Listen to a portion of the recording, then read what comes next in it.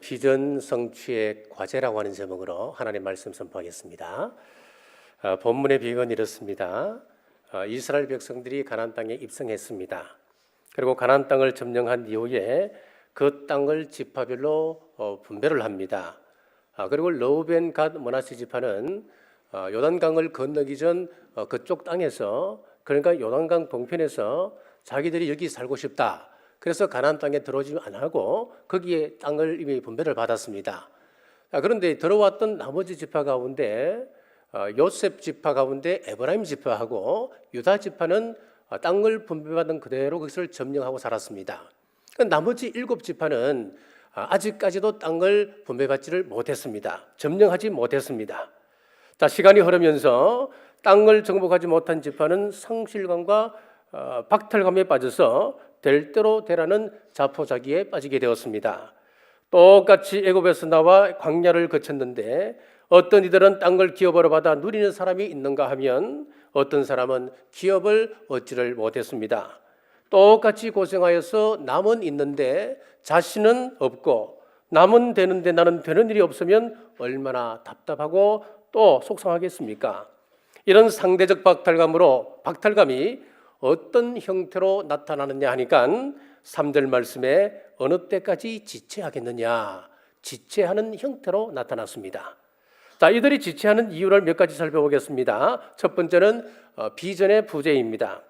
가나안 땅에서 땅을 분배받은 유다 지파와 요셉 지파에게는 여호수아와 갈렙이라고 하는 걸출한 지도자가 그 지파에 있었습니다.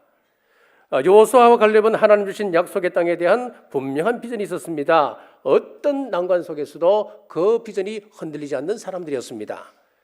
사도 바울을 보십시오. 그가 복음을 위하여 목숨을 건 사람 아니었습니까? 로마로 압송되는 과정에서 광풍 유라굴라를 만났을 때 배가 깨어지고 모든 사람들이 죽을 위기에 몰려갑니다. 그때 두려워하지 마소서, 당신들은 죽지 않습니다. 바울이 이렇게 큰 소리를 친 이유가 무엇입니까? 그가 바다 사람이었습니까?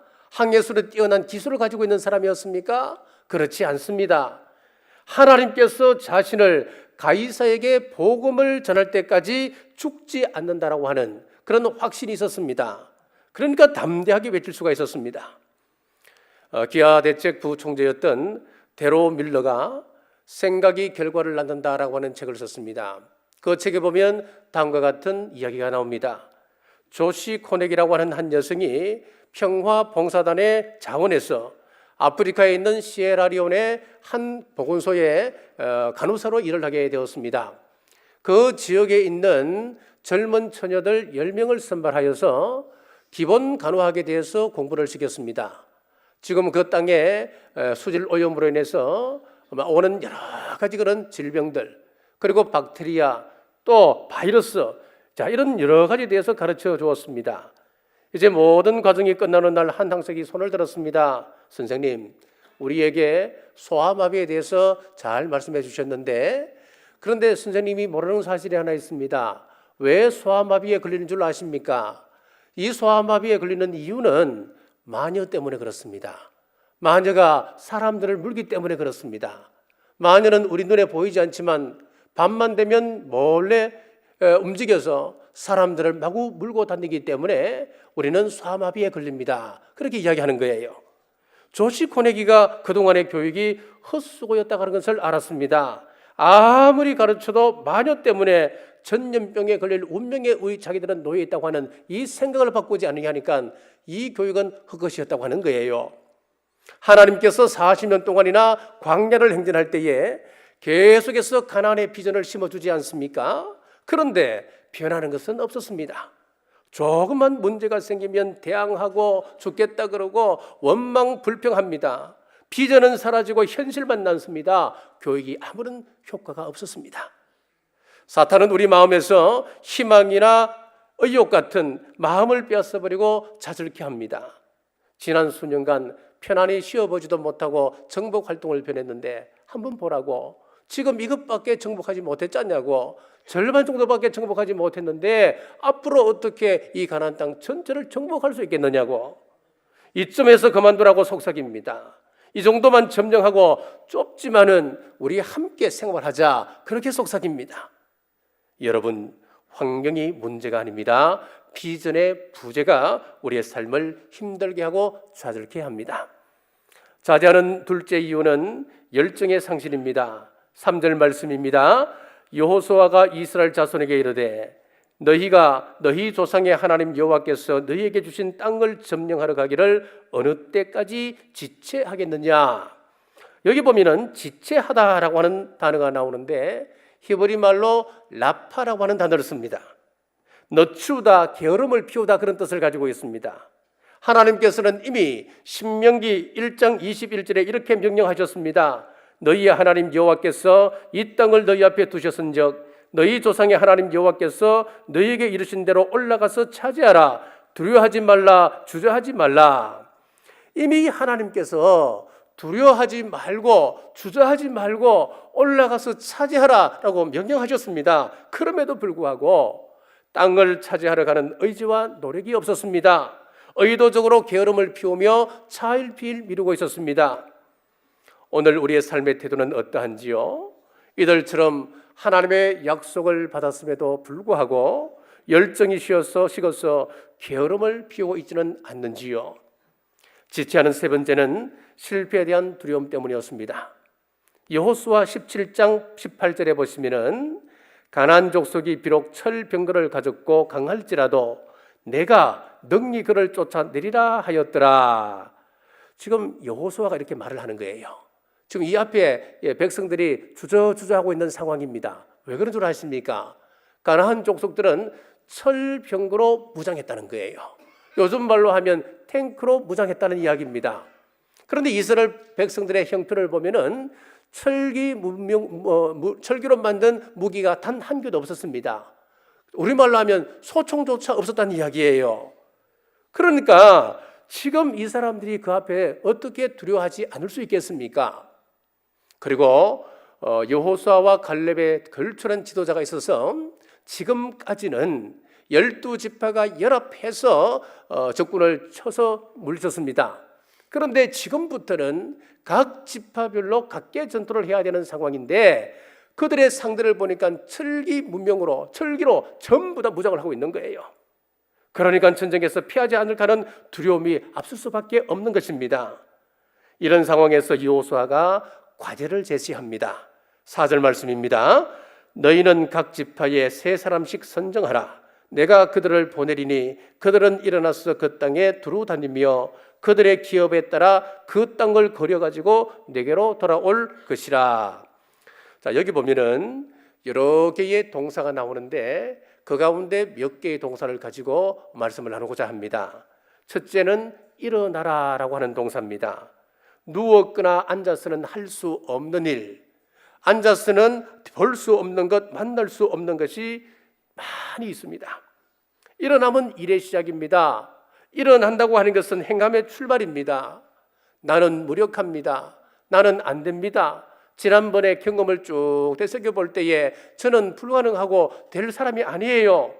여러분 주저앉지 말고 일어나는 삶을 살라고 하는 이야기입니다.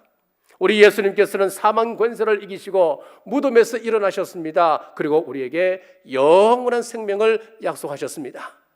두 번째는 두루 다녀라입니다. 자, 두루 다닌다고 하는 것은 숨이 차고 또 배고프고 힘든 싸움입니다. 눈물을 흘려야 할 때도 있습니다. 생각지도 않았던 어려움으로 인해서 한숨을 지을 수도 있을 겁니다. 창세기 13장 17절에 보시면 너는 일어나 그 땅을 종과 행으로 두루 다녀보라. 내가 그것을 내게 주리라. 조카롯이 기름진 땅 소할 땅을 향하여 나아갔을 때에 아브라함은 소원한 마음을 안고 하나님 앞에 홀로 서 있습니다. 그때 주신 위로의 말씀이고 비전의 말씀이었습니다. 하나님께서 하신 말씀이 뭡니까? 너는 두루 다녀보라 라고 말씀하셨습니다. 우리 예수님께서도 예루살렘과 온 유대와 사마리아와 땅끝까지 이르러, 다른 말로 하면 두루 다녀보라라고 하는 말씀입니다. 세 번째는 그려라라고 하는 동사입니다. 자연에는 자연 법칙이 있습니다. 과학에는 과학 법칙이 있습니다. 우리 축복에는 축복의 분명한 법칙이 있습니다. 축복의 비결은 바로 축복의 그림을 그리라고 하는 것입니다. 행복하기를 원하는 사람들은 행복해지는 그림을 그리셔야 됩니다. 성공하기를 원하십니까? 성공에 대한 그림을 그리십시오. 하나님 앞에 쓰임받고 싶습니까? 그렇다면 하나님 앞에서 쓰임받음에 대한 그림을 그리셔야 됩니다. 육신의 건강으로 고난 가운데 있습니까? 그렇다면 건강해지는 그림을 그리셔야 합니다. 자, 미국의 패기 풀이라고 하는 한 여성의 간증입니다. 이 사람이 암이 걸려 사형선고를 받습니다. 낙심해 있을 때 어떤 사람이 쟁반에 물 한 컵을 받쳐서 가지고 와서 먹으라는 겁니다. 감사한 마음으로 그것을 받아 먹는데 쟁반에 보니까 포기하지 마세요라고 하는 글귀가 씌어진 쪽지가 있었습니다. 그것을 바라보는 순간 갑자기 자기 마음속에 영감이 생기는 거예요. 갑자기 자기 마음속에 힘이 생기는 거예요. 그래, 내가 죽을 때 죽을 값이라도 내가 살아이면서 이 암과 싸워야지, 적극적으로 싸우리라 막 투지가 불타오르는 것이었습니다. 물끄러미 창밖을 바라보게 되었습니다. 토끼 한 마리가 누군가 던져준 오렌지를 갉아먹고 있는데 그것을 바라보는 순간 새로운 영감이 떠오르는 것이었습니다. 토끼가 먹이를 갉아먹는 것 한두 번 봤겠습니까? 그런데 그날따라 영감이 떠오르는 거예요. 그렇다.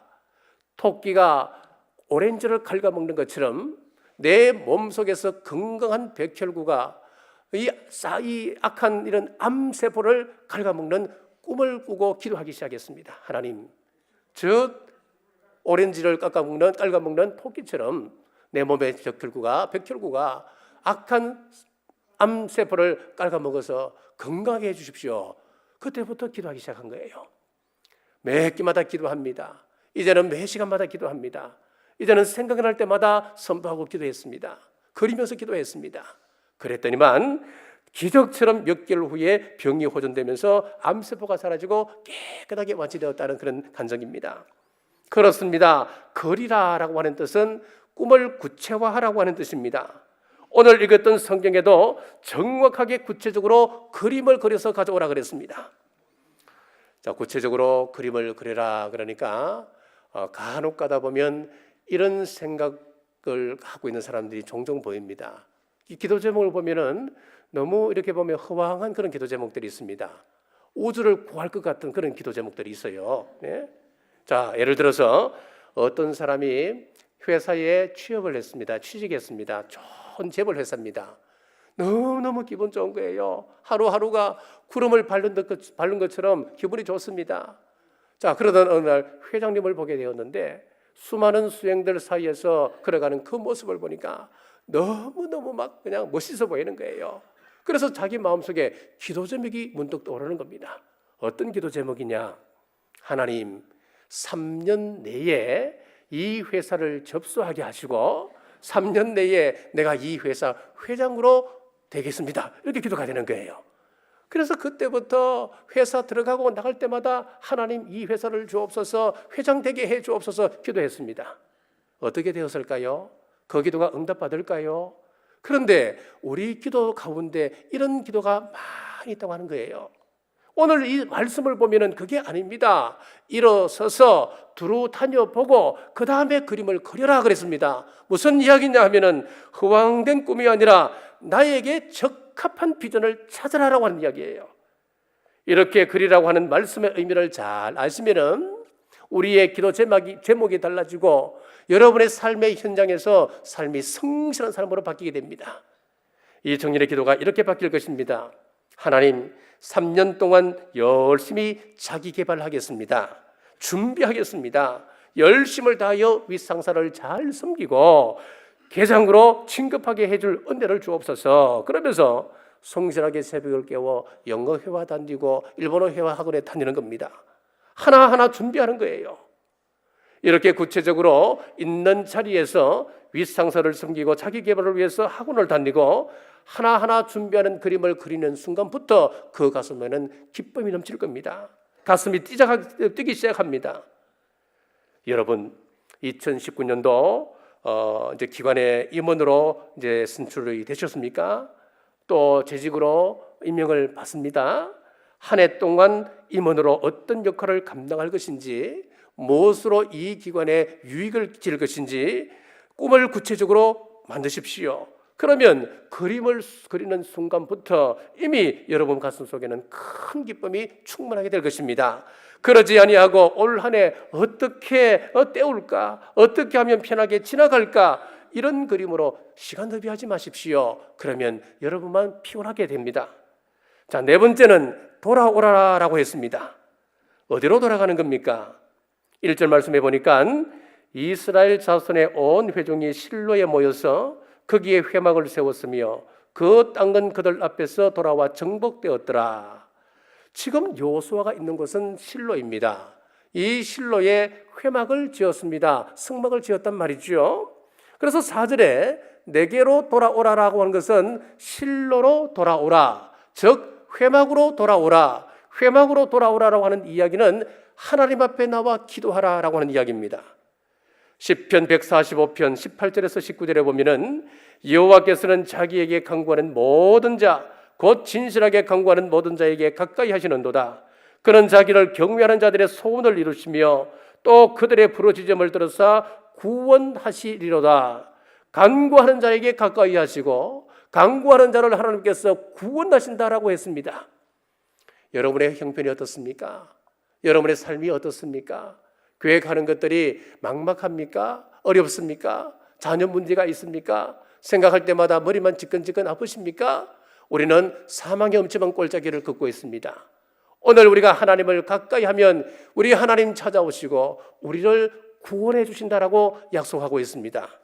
히브리서 11장 6절입니다. 믿음이 없이는 하나님을 기쁘시게 하지 못하나니 하나님께 나아가는 자는 반드시 그가 계신 것과 또한 그가 자기를 찾는 자들에게 상 주시는 이심을 믿어야 할지니라. 한 걸음 더 나아가서 우리가 하나님 앞에 나아가 기도하면은 우리에게 상을 주신다라고 했습니다. 성도 여러분, 아직도 하나님이 어디 계시냐?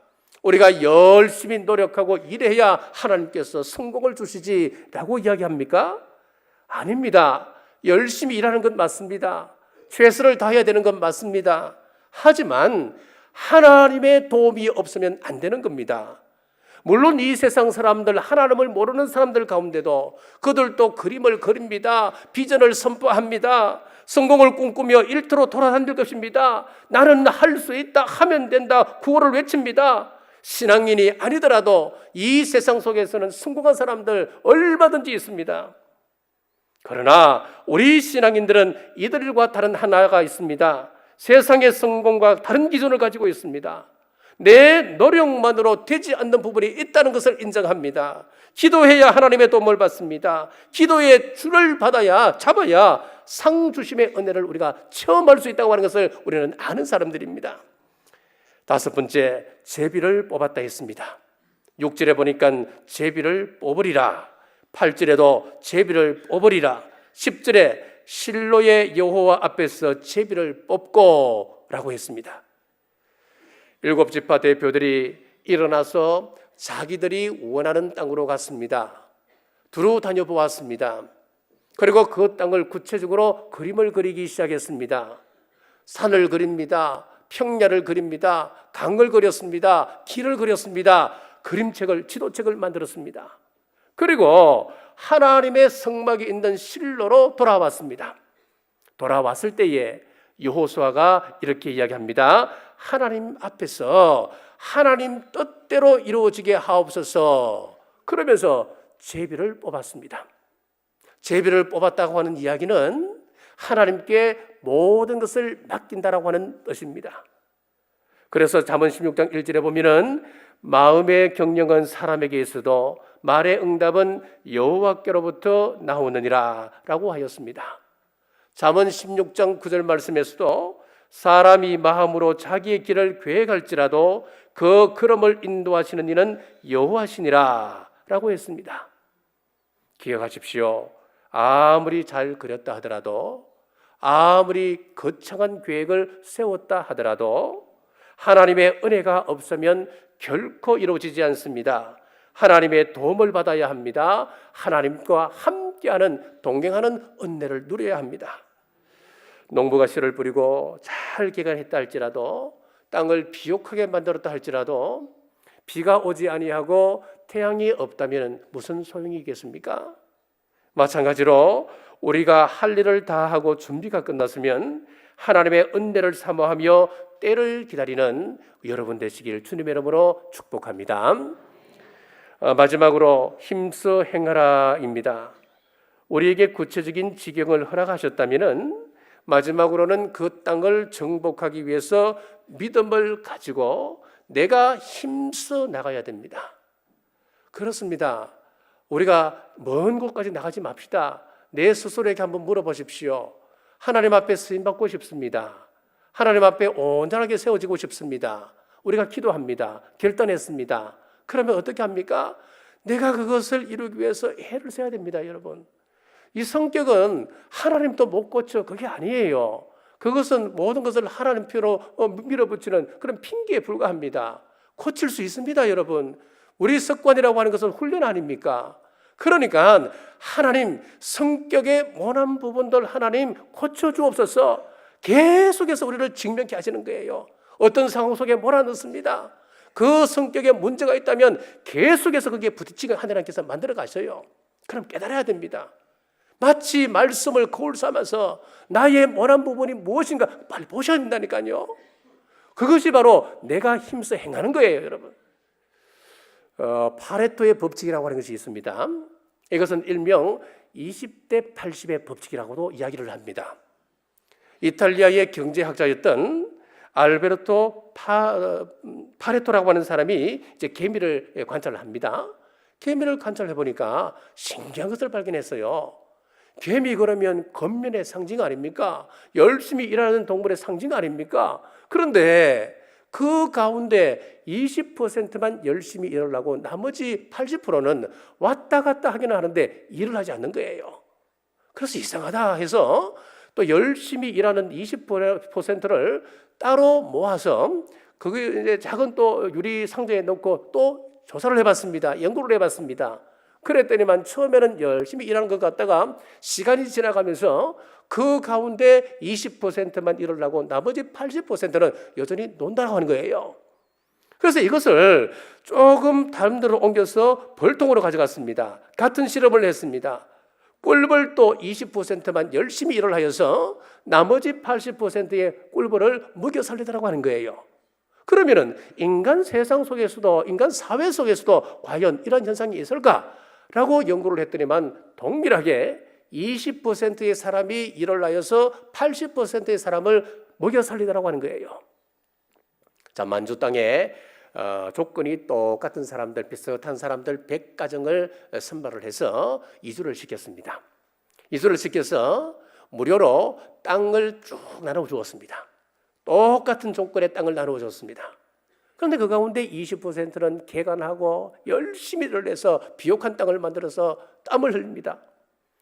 그리고 한 10년쯤 지났을 때에 열심히 일하는 그 20%가 나머지 80%의 땅을 다 차지해 버렸습니다.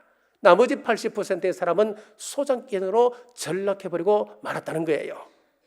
그렇습니다. 하나님께서 우리 각자에게 2019년도 땅을 다 나눠주십니다. 우리에게 동일한 조건으로 우리에게 비전을 보여주십니다. 그러면은 이제 내가 힘을 내어서 그것을 개간해 나가야 되는 겁니다. 내가 움직여야 될 부분은 움직여야 되고 내가 투자해야 될 부분은 투자해야 됩니다. 우리가 기도해야 할 부분이 있다면 시간을 따로 만들어서 시간을 투자하여서 기도의 시간을 확보하셔야 됩니다. 성도 여러분, 2019년도에는 깨어 일어나 말씀 속에서 비전을 찾아 그림을 그리십시오. 그리고 이것을 위하여 무엇을 희생하고 헌신해야 될지 결단하셔서 힘써 행할 때에 우리가 그린 축복의 그림을 따라 모두 응답받는 2019년도 되시길 주님의 이름으로 축복합니다. 기도하겠습니다. 아버지 하나님, 2019년을 허락하셔서 새로운 꿈을 꾸게 하심 감사합니다. 우리의 눈을 열어서 하나님의 부요하심을 보게 하시고 내가 성장한 것이 어디까지 왔는지를 보게 하시며 그 다음에 싸움의 대상을 파악하고 내가 어떤 그림을 그리고 이것을 위하여 무엇을 희생하고 헌신해야 할지 주님 알게 하여 주옵소서. 그리스도의 장성한 분량에 충만한 데까지 도달하여 우리도 주님 같은 인격을 가지고 주님처럼 사역하게 하시고 주님처럼 아버지와 교통하며 살 수 있도록 인도하여 주옵소서. 다시 오실 예수님 이름으로 간절히 기도드리옵나이다.